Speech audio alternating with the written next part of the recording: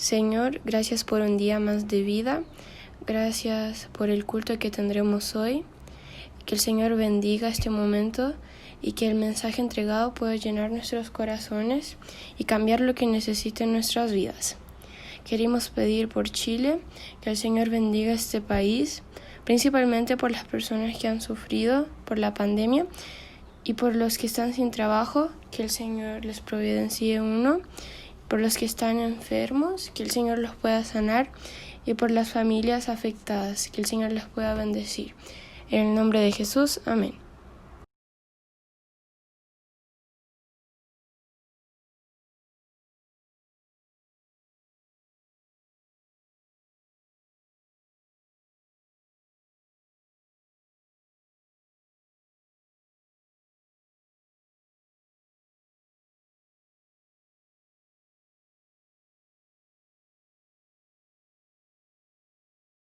Entonces hablarás y dirás delante de Jehová tu Dios: un arameo a punto de perecer fue mi padre, el cual descendió a Egipto y habitó allí con pocos hombres.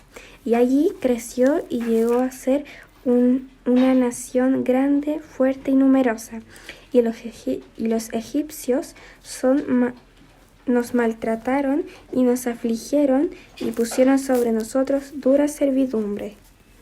Y clamamos a Jehová, el Dios de nuestro Padre, y Jehová oyó nuestra voz y vio nuestra aflicción, nuestro trabajo y nuestra opresión. Y Jehová nos sacó de Egipto con mano fuerte, con brazo extendido, con grande espanto, con señales y con milagros. Y nos trajo a este lugar y nos dio esta tierra que fluía leche y miel.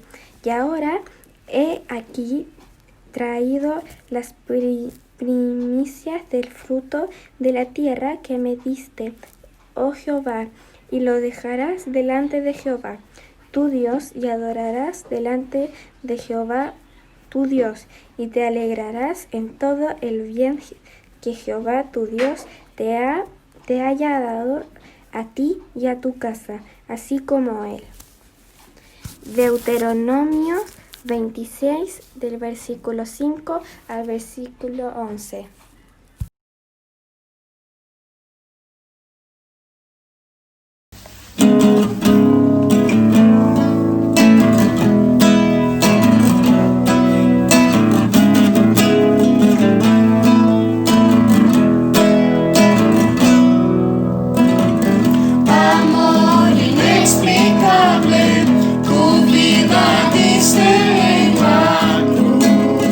Tuyo soy por siempre.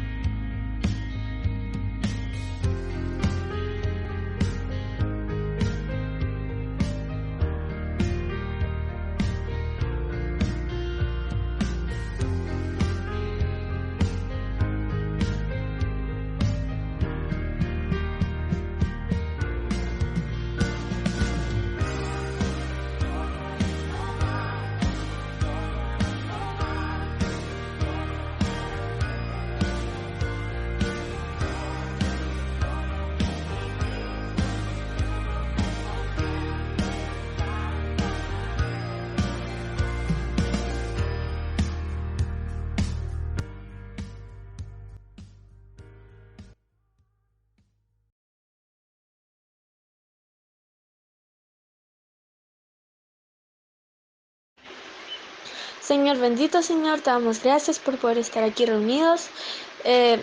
Gracias por todas las bendiciones que tú nos das. Gracias por siempre estar a nuestro lado, Señor. Te quiero pedir por nuestras ofrendas que los hermanos han dado, ya que han sido de bendición y que sigan siendo, Señor. Gracias a todos los hermanos que han podido dar, Señor, y a los que no, que tú los sustentes, Señor, que estés con ellos, ya que cada uno tiene sus dificultades, Señor.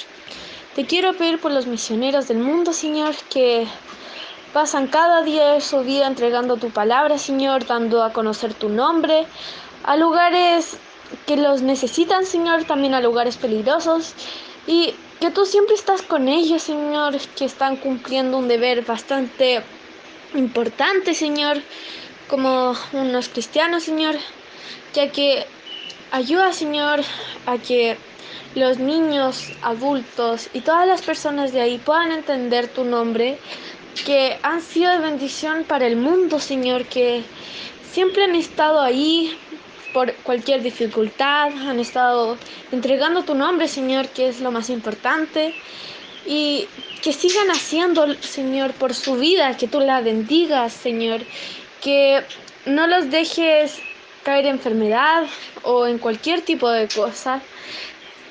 También por sus familias, Señor, que no las ven a veces, que tú las bendigas, Señor, y también a ellos, a todos, Señor.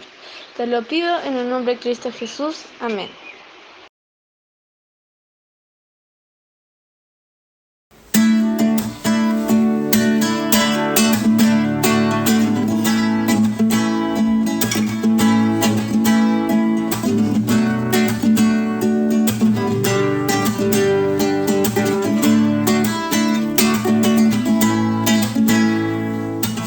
Acéptame como ofrenda de amor, como un sacrificio agradable en tu honor. Grato perfume, yo quiero ser, Señor.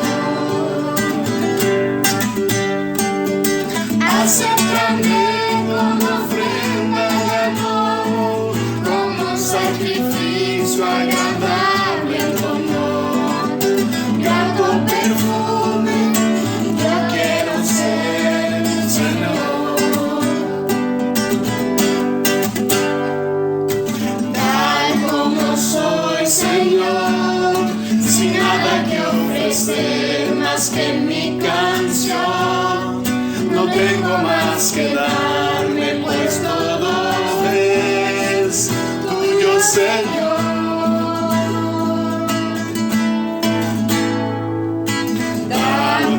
Soy, Señor, sin nada que entregar más que el corazón. Me rindo todo a ti, tómame, Señor, tal como soy.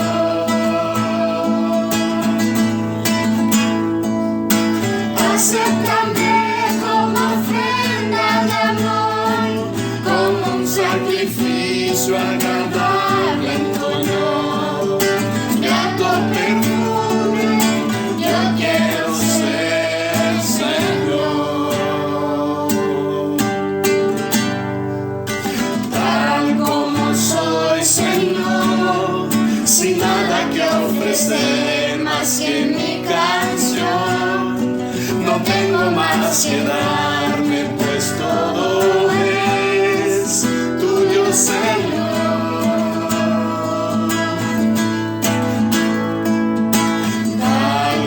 Soy, Señor, sin nada que entregar más que el corazón. Me rindo todo a ti, tómame, Señor, tal como soy. Acéptame como ofrenda de amor, como un sacrificio agradable en tu honor. Perfume, yo quiero ser, Señor. Acéptame como ofrenda de amor, como un sacrificio agradable en tu honor.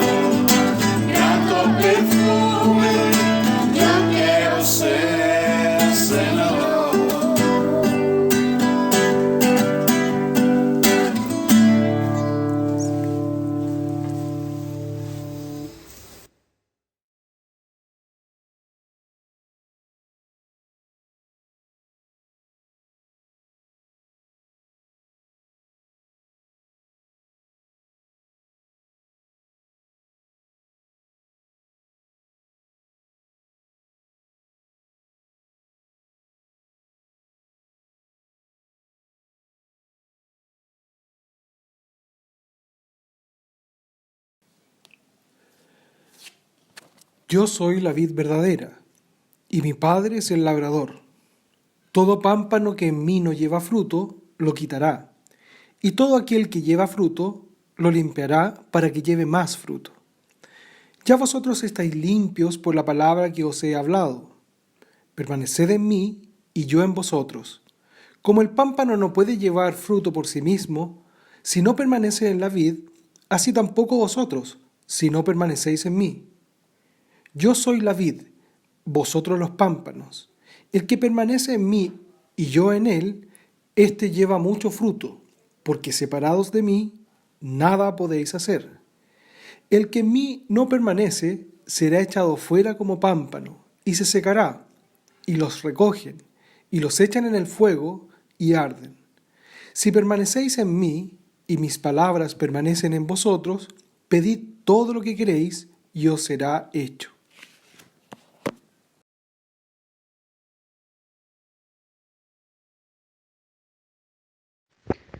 Vamos a orar, hermanos. Gracias, Señor, por este día. Te agradecemos, Señor, por tu amor, por tu perdón. Te agradecemos porque tú pones el arrepentimiento en nuestros corazones y pones el querer como el hacer también, Señor. No es por nosotros mismos el arrepentimiento, sino que es por tu gracia. Enséñanos a vivir, Señor, enséñanos a arrepentirnos, Señor, y entender de que el arrepentimiento que proviene de ti, Señor, es un don, es un regalo, Señor. No es simplemente algo humano, sino que realmente es algo que tú pones en el corazón de la iglesia, Señor. Te agradecemos por eso. Y te pido que pongas arrepentimiento genuino en los corazones, Señor, y que podamos avanzar, crecer y madurar. Te agradecemos, Señor. En el nombre de Cristo oramos. Amén.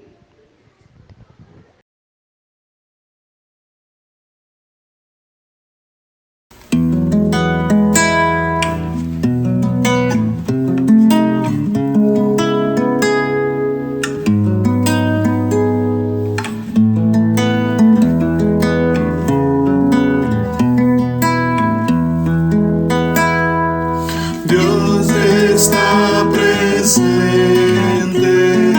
vamos a postrarnos ante Él con reverencia. En silencio estemos frente a su grandeza, implorando su clemencia. Quien con Él quiere andar, su mirada leve votos le renueve. Dios está presente y los serafines lo rodean reverentes. Santo, santo, santo, en su honor le cantan los ejércitos celestes. Oh, buen Dios, nuestra voz como humilde ofrenda a tu trono ascienda.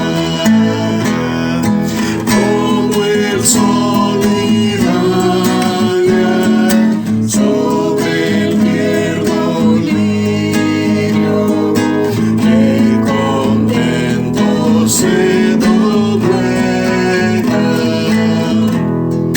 Dios omnipresente, ilumina mi alma.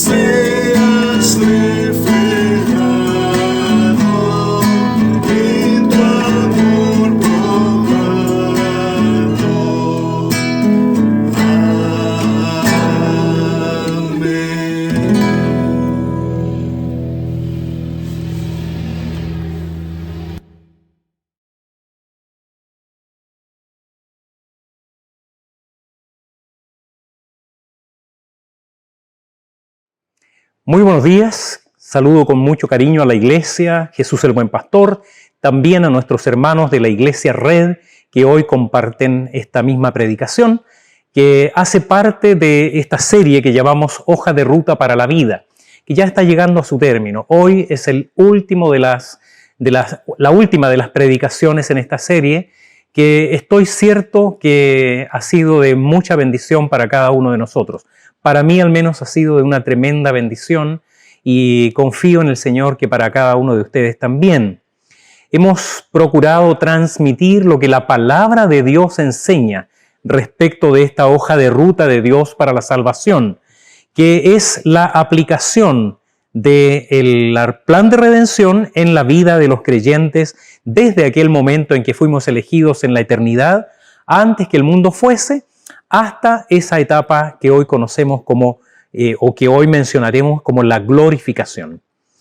Por cierto, este orden no ha seguido otra cosa que la tradición reformada. Esto en cuanto a sus partes y la posición que ocupa cada una de estas partes en el plan de Dios para la salvación, que como hemos dicho muchas veces es más lógico que cronológico. No son etapas sucesivas, hay algunas de ellas incluso que son absolutamente simultáneas. Hacer un orden de salvación no es una iniciativa de la Iglesia reformada, ni tampoco de ninguna otra tradición cristiana.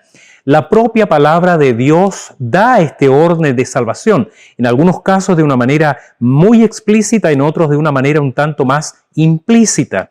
Pero es la Biblia la que hace referencia a este orden de salvación. Uno de los textos más conocidos es el pasaje de Romanos 8, del 28 al 30, que se le conoce como la cadena de oro de la salvación. Y sabemos que a los que aman a Dios, todas las cosas les ayudan a bien, porque a los que antes conoció, también los predestinó, para que fuesen hechos conformes a la imagen de su Hijo, para que Él sea el primogénito entre muchos hermanos.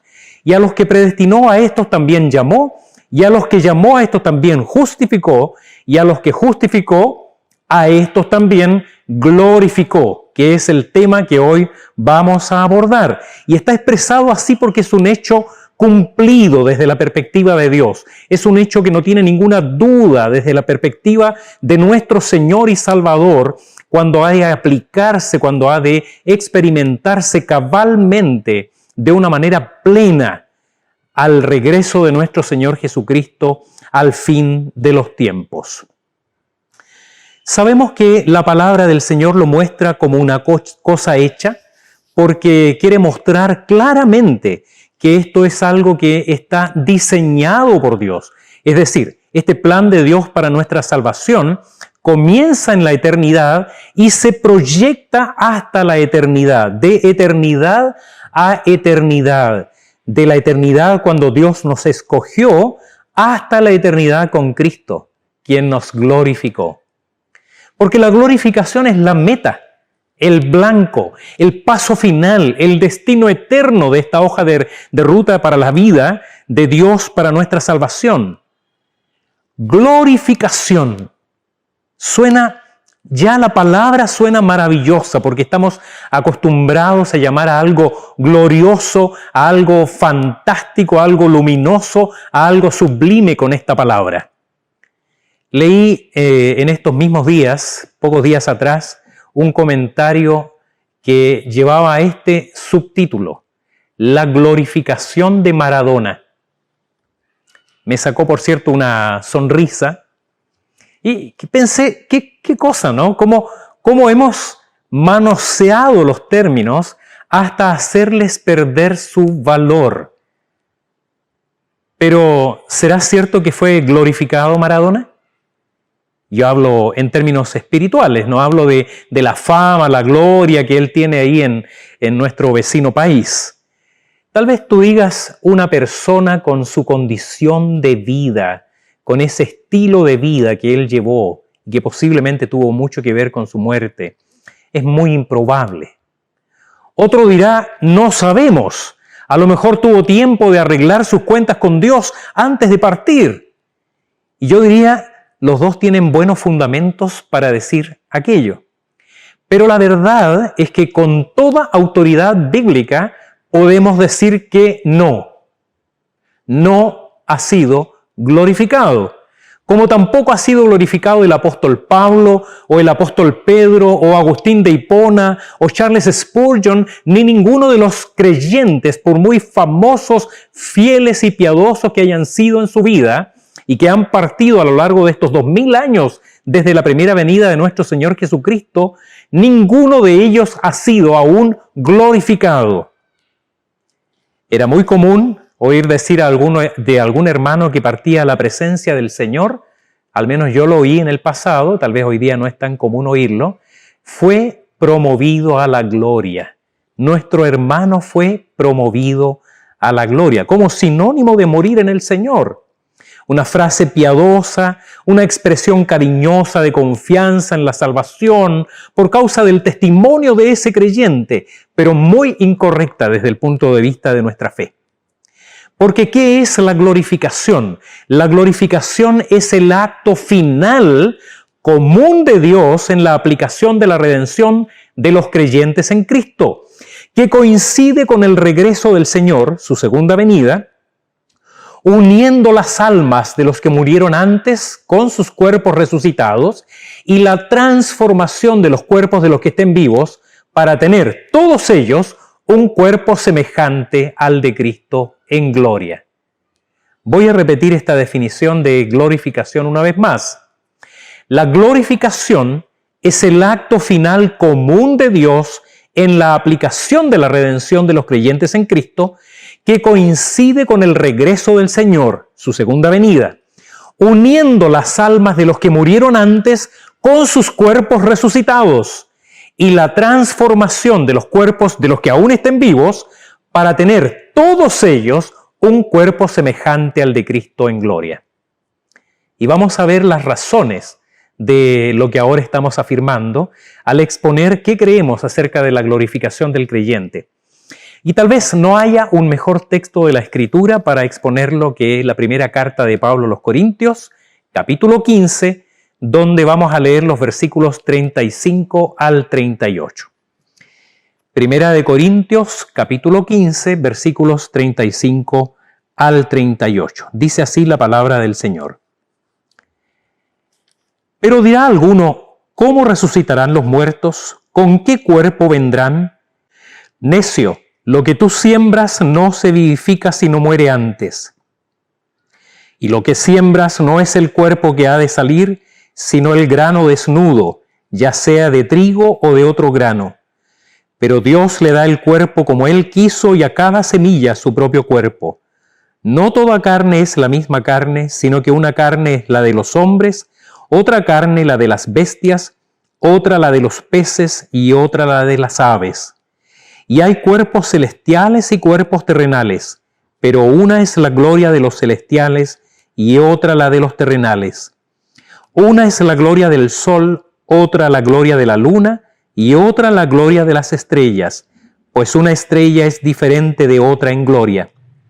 Así también en la resurrección de los muertos, se siembra en corrupción, resucitará en incorrupción. Se siembra en deshonra, resucitará en gloria. Se siembra en debilidad, resucitará en poder.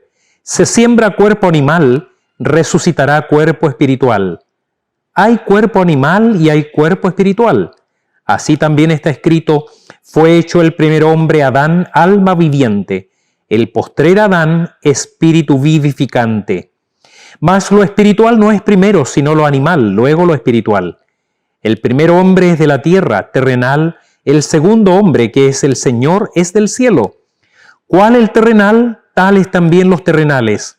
¿Y cuál el celestial? Tales también los celestiales. Y así como hemos traído la imagen del terrenal, traeremos también la imagen del celestial. Pero esto digo, hermanos, que la carne y la sangre no pueden heredar el reino de Dios, ni la corrupción hereda la incorrupción. He aquí os digo un misterio. No todos dormiremos, pero todos seremos transformados. En un momento, en un abrir y cerrar de ojos a la final trompeta, porque se tocará la trompeta, y los muertos serán resucitados incorruptibles, y nosotros seremos transformados. Porque es necesario que esto corruptible se vista de incorrupción y esto mortal se vista de inmortalidad. Y cuando esto corruptible se haya vestido de incorrupción y esto mortal se haya vestido de inmortalidad, entonces se cumplirá la palabra que está escrita: sorbida es la muerte en victoria. ¿Dónde está, oh muerte, tu aguijón? ¿Dónde, oh sepulcro, tu victoria? Ya que el aguijón de la muerte es el pecado y el poder del pecado la ley. Mas gracias sean dadas a Dios, que nos da la victoria por medio de nuestro Señor Jesucristo. Así que, hermanos míos amados, estad firmes y constantes, creciendo en la obra del Señor siempre, sabiendo que vuestro trabajo en el Señor no es en vano. Oremos al Señor. Padre amoroso, bondadoso Señor, te damos gracias por tu palabra y te pedimos, Señor, que ella hable a nuestra vida todo aquello que necesitamos. Tú sabes, Señor, lo que nuestro corazón necesita oír. Tú sabes cuánto necesitamos, Señor, tu reprensión, tu corrección, tu orientación y el consejo de tu palabra para nuestra vida. Te necesitamos, Señor. Por eso, por medio de tu Santo Espíritu, habla a cada uno de tus hijos. Tú nos conoces, Señor. Tú sabes nuestras debilidades e imperfecciones. Líbrame de todo error, Señor, al entregar tu palabra, para que lo que vamos a escuchar sea de bendición en nuestras vidas. Lo pedimos por Cristo nuestro Señor. Amén.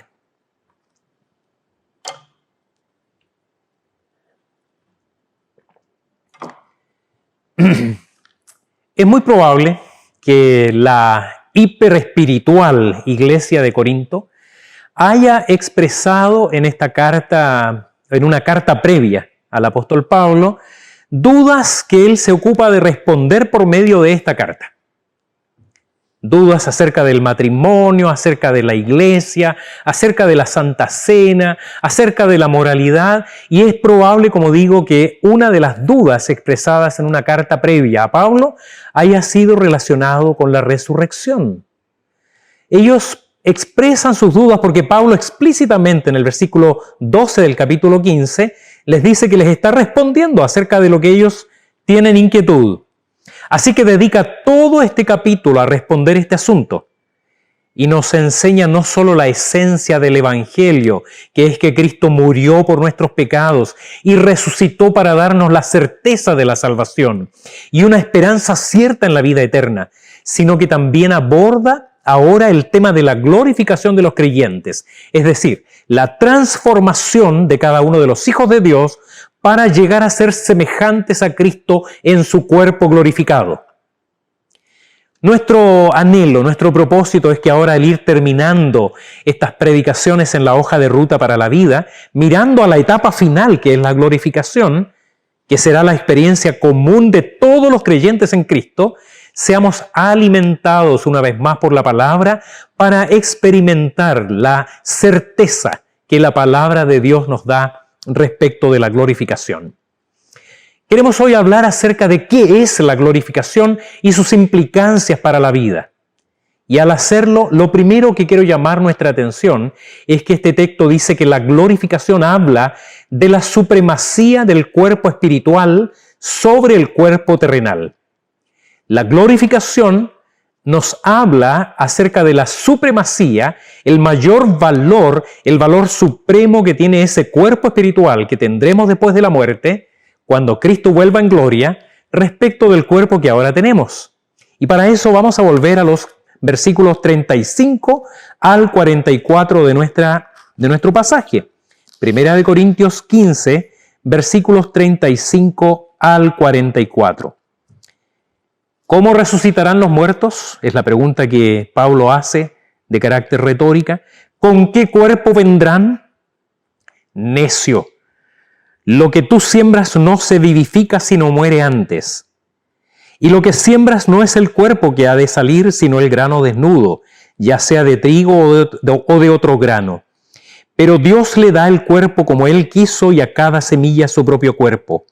No toda carne es la misma carne, sino que una carne es la de los hombres, otra carne la de las bestias, otra la de los peces y otra la de las aves. Y hay cuerpos celestiales y cuerpos terrenales, pero una es la gloria de los celestiales y otra la de los terrenales.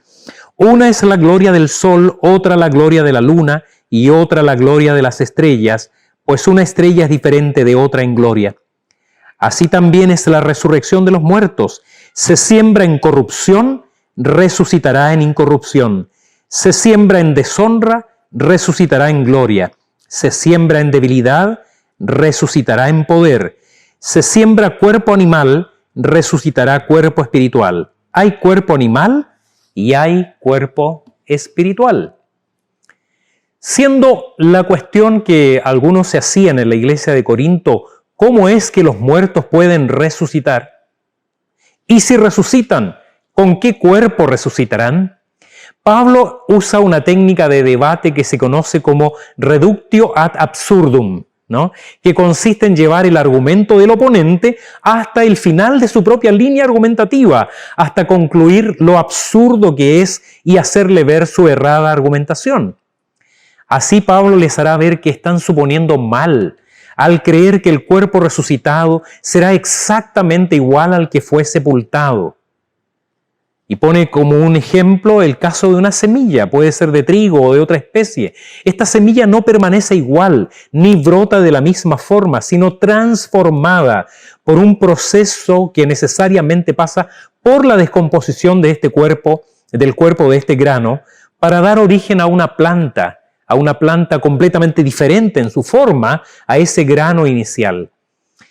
En esa planta hay una unidad esencial con la semilla que le dio origen, pero son evidentemente muy distintas. Es decir, en el germen y en cada célula de ese cuerpo, de esa nueva planta, está el mismo ADN, pero su manifestación es distinta. Así dice Pablo, se siembra cuerpo animal, resucitará cuerpo espiritual. Y pone también como ejemplo la diferente composición de las distintas carnes que los hombres conocemos. La carne de las aves, la carne de los peces, la carne de los mamíferos. Por cierto, todas diferentes. Dios los hizo diferentes.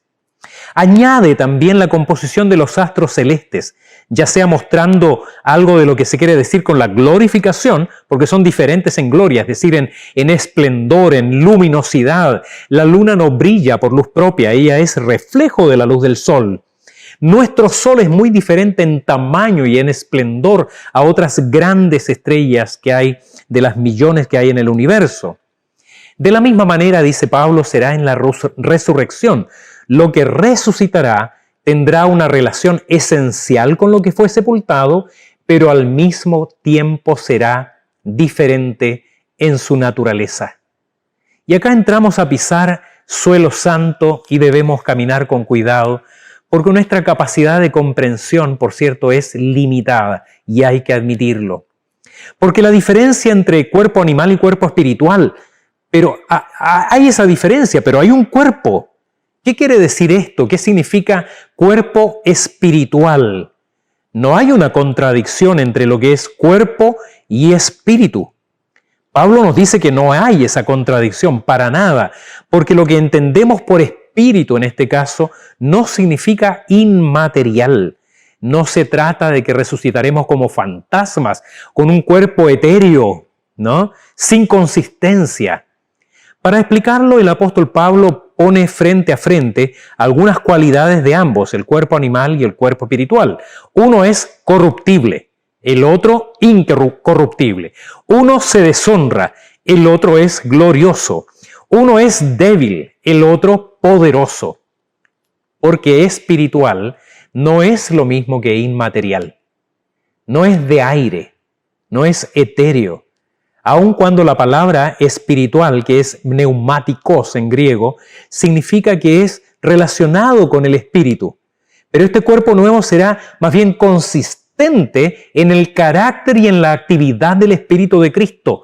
En otras palabras, no sujeto a las debilidades y la vulnerabilidad del cuerpo terrenal, que es capaz de sufrir, de desgastarse, de envejecer y de morir. El ejemplo de Cristo resucitado, primicia de los que durmieron en el Señor, es muy claro. El Señor Jesucristo, después de su resurrección, no era inmaterial.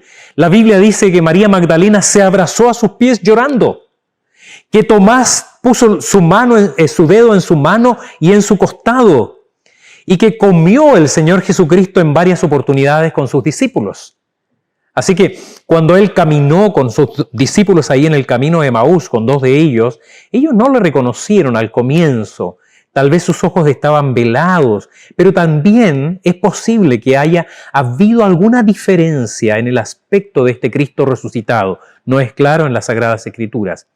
Pero ese cuerpo es un cuerpo resucitado, glorificado, en el que el Señor asciende en gloria y majestad, y así permanecerá hasta que regrese por los suyos al fin de los tiempos. ¿Cómo será exactamente este cuerpo? ¿Quién puede decirlo con certeza si nuestra mente es pequeña para asomarnos a los misterios de Dios? Pero glorificación significa hecho glorioso. ¿Y qué más glorioso puede haber que ser hechos semejantes a Cristo en gloria? Ya el profeta Daniel habló de esta nueva naturaleza de los creyentes cuando dijo: «Y muchos de los que duermen en el polvo de la tierra serán despertados, unos para vida eterna y otros para vergüenza y confusión perpetua. Los entendidos resplandecerán como el resplandor del firmamento, y los que enseñan la justicia a la multitud como las estrellas a perpetua eternidad». Esto está en Daniel 12, versículos 2 y 3. Y nuestro Señor Jesucristo añade: «Entonces los justos resplandecerán como el sol en el reino de su Padre». Mateo 13, 43. Todos los que sufren tienen en Cristo esta esperanza. Un día sus dolores terminarán. En la eternidad no habrá diabetes, no habrá cáncer, no habrá alergias, no habrá envejecimiento. Nuestro cuerpo espiritual será la gloriosa realidad de los que hoy habitamos este cuerpo material, que será transformado a semejanza del cuerpo glorioso de Cristo. Pero la palabra quiere continuar enseñándonos acerca de qué es la glorificación y sus implicancias. Y quiere decirnos ahora que esto habla de la semejanza con Cristo en la glorificación. Tendremos un cuerpo semejante al de Cristo, seremos semejantes a Cristo en gloria. Versículos 45 al 50. Dice así la palabra: «Así también está escrito: fue hecho el primer hombre Adán, alma viviente, el postrer Adán, espíritu vivificante. Mas lo espiritual no es primero, sino lo animal, luego lo espiritual. El primer hombre es de la tierra terrenal, el segundo hombre, que es el Señor, es del cielo. Cuál el terrenal, tales también los terrenales, y cuál el celestial, tales también los celestiales. Y así como hemos traído la imagen del terrenal, traeremos también la imagen del celestial.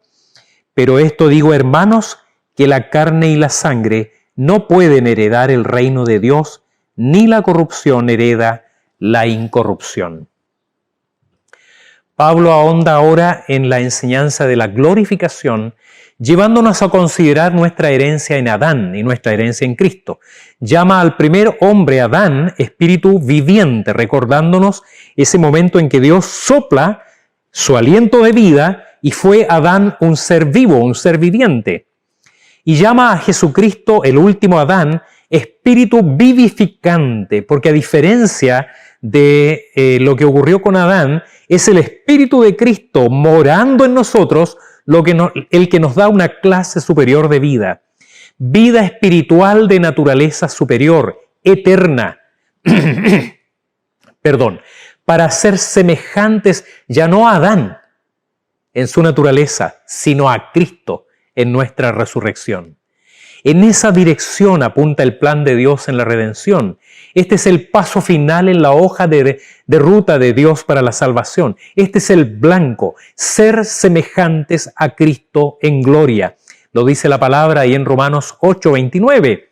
Porque a los que antes conoció, también los predestinó para que fuesen hechos conformes a la imagen de su Hijo, para que Él sea el primogénito entre muchos hermanos. También lo dice el apóstol Juan en su primera carta, capítulo 3, versículo 2. Amados, ahora somos hijos de Dios y aún no se ha manifestado lo que hemos de ser. Pero sabemos que cuando Él se manifieste, seremos semejantes a Él porque le veremos tal como Él es.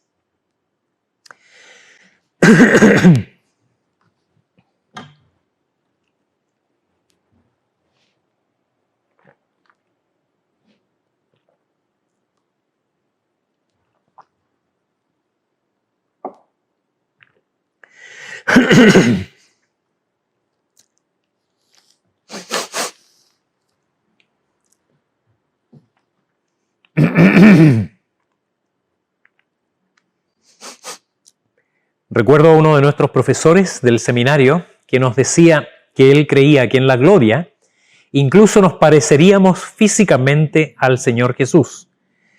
Pero lo esencial es que el mismo Espíritu que resucitó a Cristo de entre los muertos es el que habita en el creyente, el que le sella para la redención final y nos habita de tal manera que la vida que nos da no es como la primera, apenas para ser un ser viviente, sino para compartir la eterna, gloriosa y maravillosa gloria de Cristo después de nuestra propia resurrección.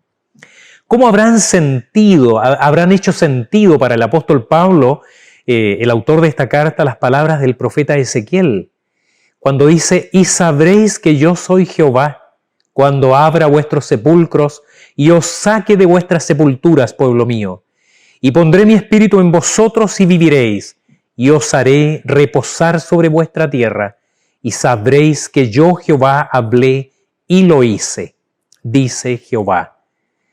Pondré mi espíritu en vosotros y viviréis. Así, Pablo concluye esta sección afirmando una vez más la necesidad de esta transformación. La carne y la sangre, es decir, nuestra naturaleza actual, no pueden heredar el reino de Dios.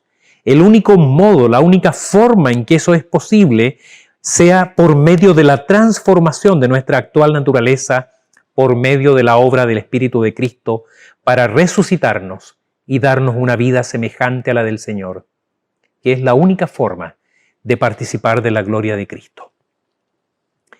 Pero cabe también hacerse la pregunta respecto de la glorificación.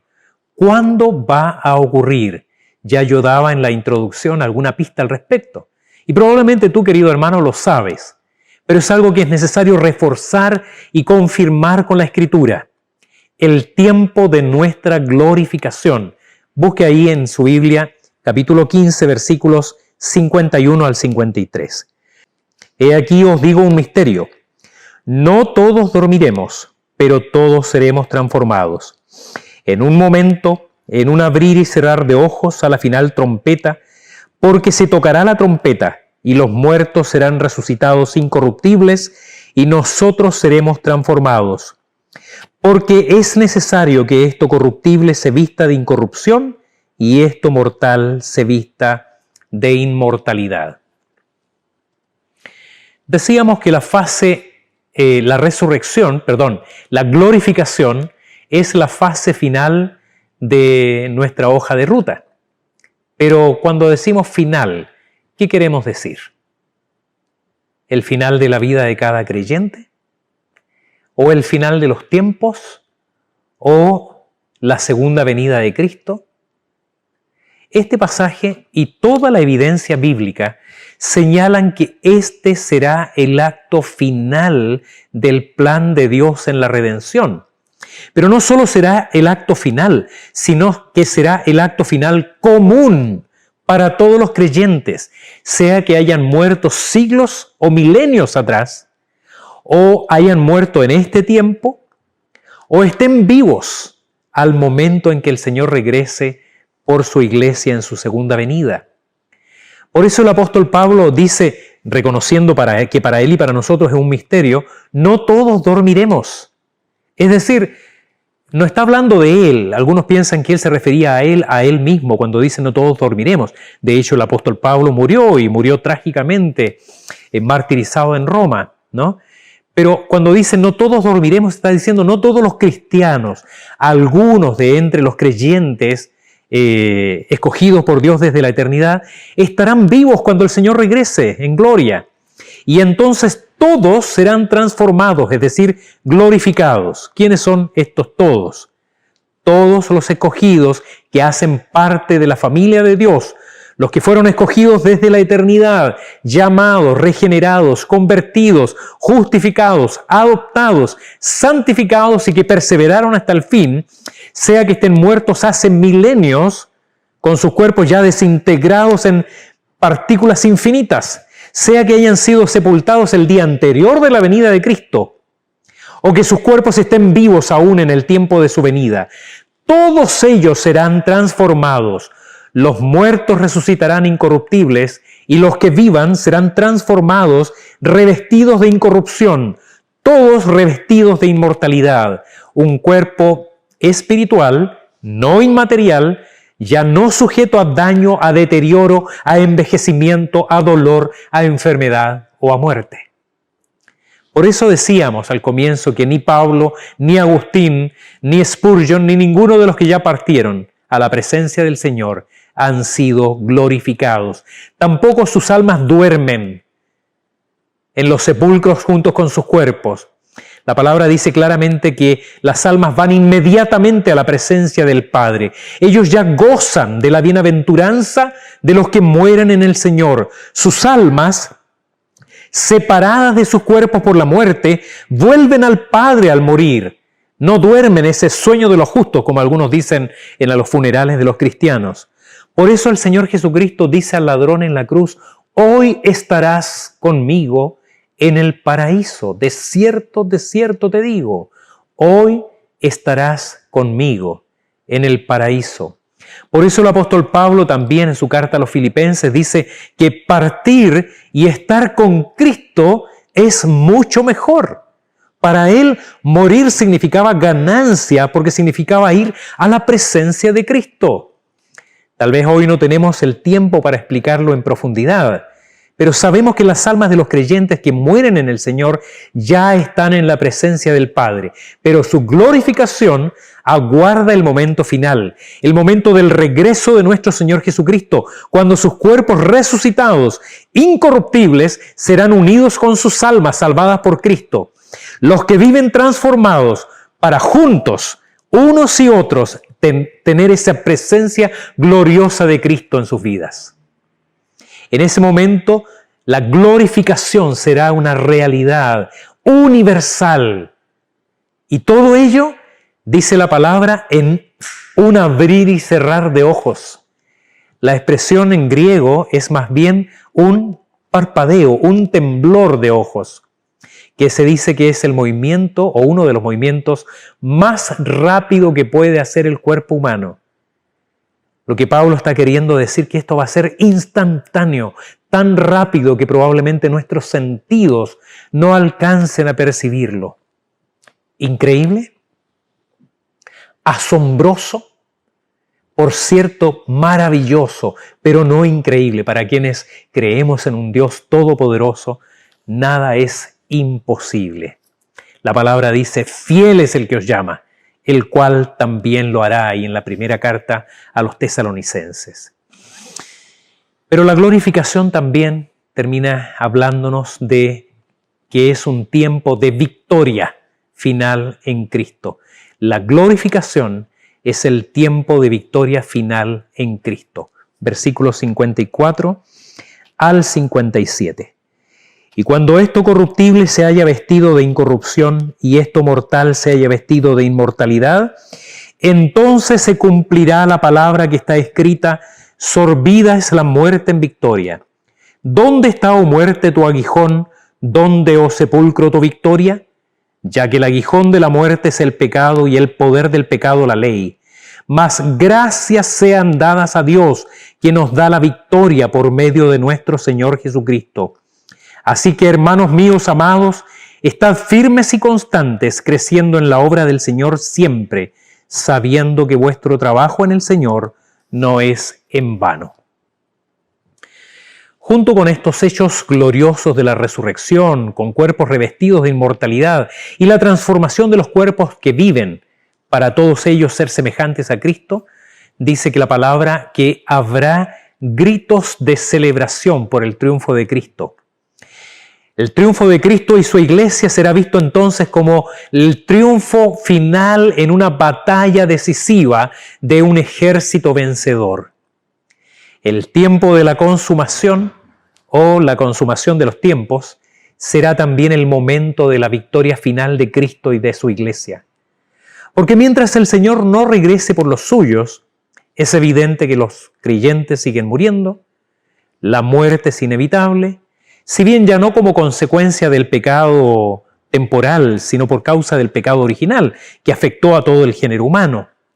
Así que la victoria final de Cristo será consumada cuando ya no haya más muerte, porque dice Pablo, el instrumento de la muerte, que es el pecado, ya no existirá más, y todos los poderes infernales hayan sido derrotados, y los sepulcros no puedan retener a los que han partido a la presencia del Señor. Porque Cristo pagó el precio del rescate y pasó por la muerte por causa de nuestros pecados, pero Cristo no quedó en la tumba, sino que venció la muerte, siendo el primero de los que resucitan para vida eterna. Por eso tenemos victoria en Cristo. Es lo que John Owen, uno de los puritanos, llamó en uno de sus libros, la muerte de la muerte en la muerte de Cristo. Es de imaginar que cada pecado cometido por los creyentes, cada pecado que yo cometo, parece una pequeña victoria de Satanás. Y cada hermano que es sepultado en medio del dolor y la tristeza de sus seres queridos, parezca el triunfo del pecado sobre la vida de los cristianos. Pero un creyente verdadero puede desafiar al demonio y a la propia muerte exclamando: ¿dónde está, oh muerte, tu aguijón? ¿Dónde, oh sepulcro, tu victoria? El propósito de la palabra es fortalecernos, animarnos, como si la realidad de la resurrección y la glorificación fuese una verdad actual y no por venir. Como dijo Calvino, aunque no vemos esta victoria con nuestros propios ojos, sino que vemos por todas partes guerra, violencia, odio, enfermedad, dolor y muerte, aunque se pierdan la paz y la seguridad en nuestro contexto terrenal, nada de eso puede debilitar la firmeza de nuestra fe, para que tú y yo digamos desafiantes: ¿dónde está, oh muerte, tu aguijón? ¿Y dónde, oh sepulcro, tu victoria? Para pensar y vivir. Hay pasajes especiales de la palabra de Dios que no solo nos dan el cuerpo del sermón, sino también nos entregan la conclusión con la aplicación a la vida del creyente. Y este es uno de los casos. Porque después de haber lidiado la palabra con las dudas de los lectores, argumentando en favor de la certeza de la resurrección de Cristo y la resurrección gloriosa de los creyentes, el propio apóstol Pablo nos da la aplicación diciendo: hermanos míos amados, si todo esto es verdad y lo crees sinceramente en tu corazón, entonces no hay poder humano o demoníaco que pueda amedrentarte. No tienes nada que temer. Lo único que te queda es permanecer firme en la fe, constante en la obra del reino, creciendo constantemente en tu santificación y cumpliendo tu rol en la misión de la iglesia hasta el día de la consumación final o el día en que el Señor te llame a su presencia. Nuestras obras no son en vano. El trabajo de la iglesia no es en vano, porque Dios tiene con toda certeza guardado un galardón para nosotros. Ese es el fin del camino terrenal, el último paso en la hoja de ruta de Dios para nuestra salvación. No hay incertidumbre alguna, no hay imprevistos en el camino, no hay caminos equivocados que nos lleven a un destino incierto. Como dice Pablo a los romanos, a los que antes conoció, a estos predestinó, llamó, justificó, y a estos mismos, sin lugar a dudas, glorificó. En esta certeza vivimos, A Dios sea toda gloria y honra desde ahora y por toda la eternidad. Amén. Les invito a orar. Eterno Dios, te damos gracias por tu palabra y suplicamos, Señor, que tu Espíritu siga obrando en nosotros todo lo que aún falta. Todo lo que falta es nuestro compromiso contigo. Todo lo que falta es nuestra devoción, en nuestro amor por tu palabra, en nuestra comunión contigo, Señor, por medio de la oración. Fortalécenos, Señor, de tal manera que ninguna duda tome lugar en nuestra vida. Bendice, Señor, a tu iglesia para que, fortalecida con tu palabra, con mayor ahínco, con mayor vigor, con mayor compromiso, Señor, esté dispuesta a cumplir la gran comisión, sabiendo que muchos de tus hijos aún no han oído el Evangelio. Levántanos con este propósito, Señor, desde este lugar y llévanos con tu paz y tu bendición desde ahora y para siempre. En el nombre de Jesucristo lo pedimos. Amén.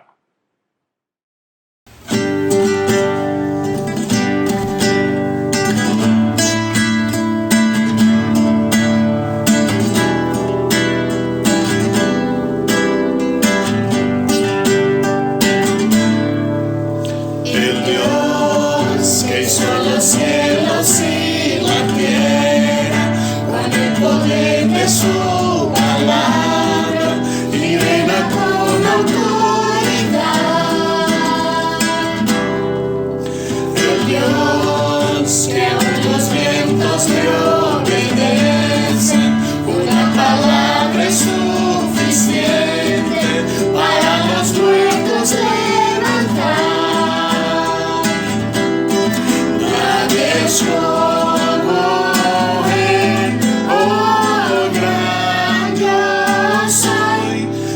es el Dios que adoramos, todopoderoso y soberano, grande en misericordia y poder para salvar. Tú eres el Dios que adoramos, que derrotó la muerte y el pecado, glorioso Redentor.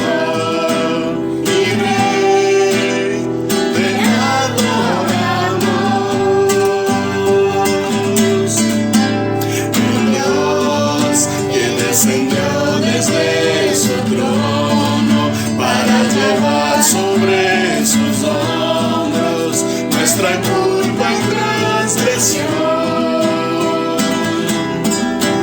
Jesús, exaltado sobre todo, nombre sobre todo nombre, solo en él hay salvación.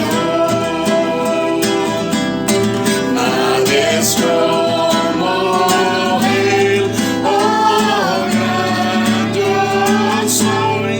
Tú eres el Dios que adoramos, todopoderoso y soberano, grande en misericordia y poder para salvar. Tú eres el Dios que adoramos, que derrotó la muerte y el pecado, glorioso Redentor y Rey, te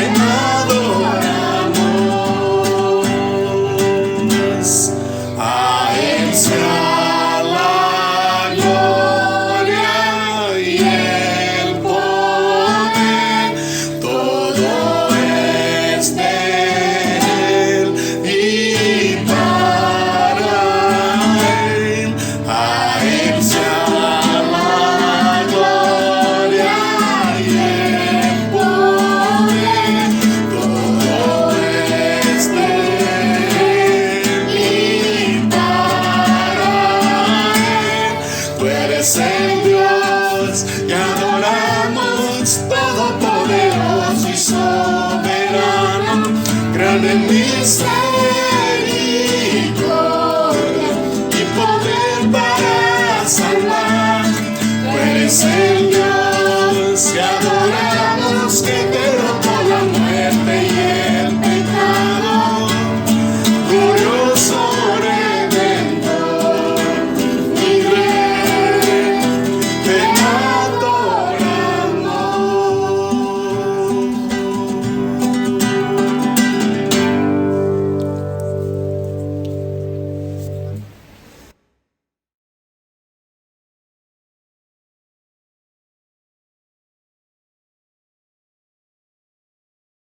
Recibe, oh Dios amado, Padre bendito, nuestro culto, nuestra adoración, nuestra gratitud delante de tu trono de gloria.